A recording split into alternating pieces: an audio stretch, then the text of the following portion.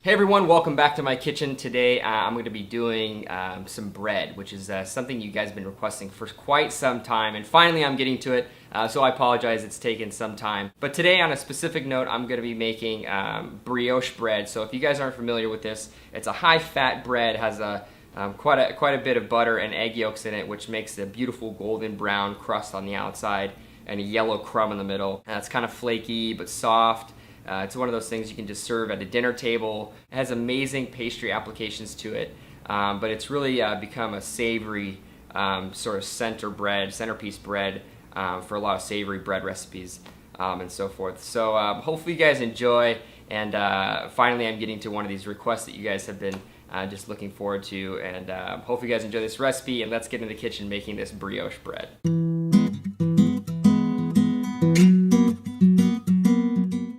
So the first thing you're going to make in this bread recipe is the starter. So just add some warm milk, sugar, and yeast to a bowl and let stand for about 10 to 15 minutes. And this is going to allow the yeast to multiply and produce the necessary gas that allows the bread to leaven and really bring volume to the whole recipe.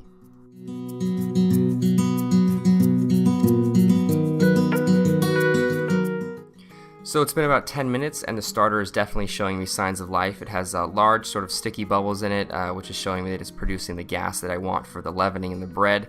So now I'm going to fit the mixer with a paddle attachment, add all the egg yolks in the recipe to the starter, add about half of the flour and a pinch of salt, and you're going to want to mix this for 5 minutes on medium to high speed, and this is going to produce the gluten or the protein that's necessary for the bread structure.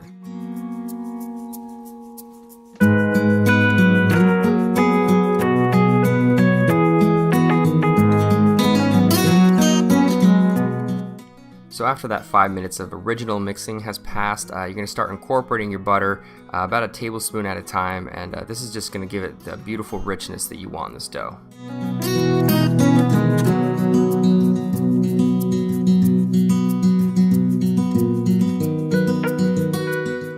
So once you've incorporated all the butter into the dough, you're going to want to give it a good scrape down, and then switch out the paddle attachment for the dough hook and incorporate the rest of the flour in the recipe, and you're going to want to continue kneading for about 5 minutes on medium to high speed.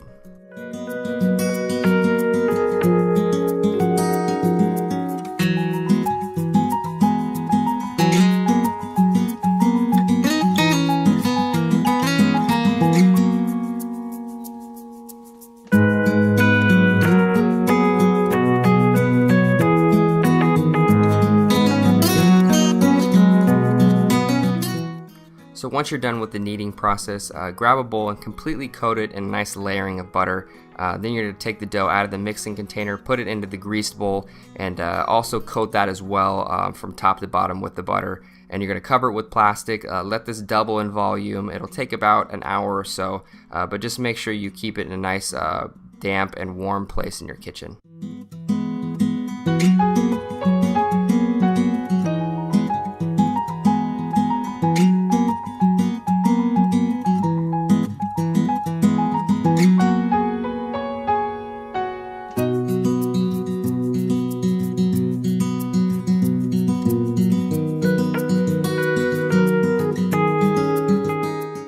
After the dough is doubled in volume, just simply punch it down, and you're going to divide the dough accordingly into your well-greased baking pans.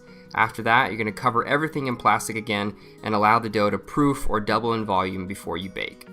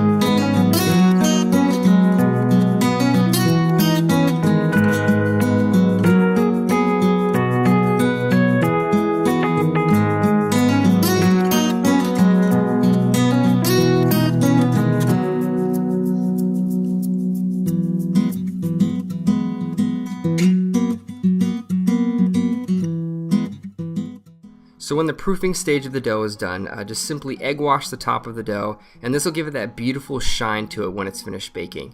Also, you're going to bake at 375 degrees for 10 to 15 minutes for the dinner rolls and approximately 20 to 25 minutes for the loaf.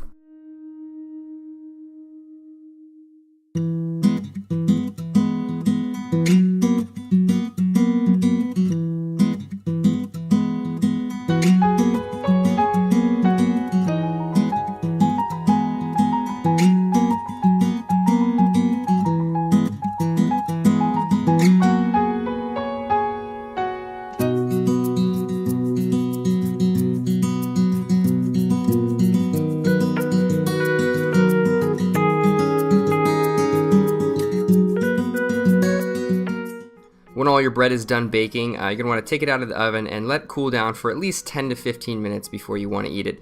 This is going to allow all the proteins and all the bread really just to sort of retain its moisture and retain its structure. So just make sure that you cool it down for a solid 10 to 15 minutes before eating.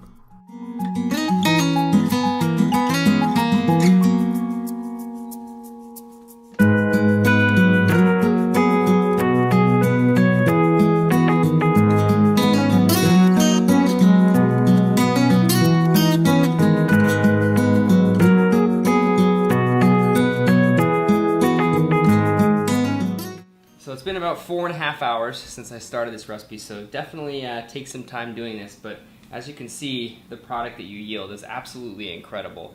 Definitely worth the time and effort put in, and I'm excited to try one of these little bread rolls out. So really flaky and fluffy. The crumb is really soft, but you have this crisp outer exterior.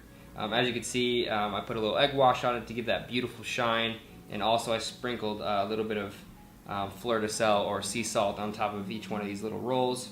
I have my beautiful loaf right here. Didn't come out exactly how I wanted, but really close. Definitely the texture of the bread's all there, the flavor's all there. But as you can see, I have this crack down the middle. That just takes, making bread over and over and over again to get absolutely perfect. But it came out really exactly how I wanted it, aside from some aesthetic purposes. But let me try this little puppy.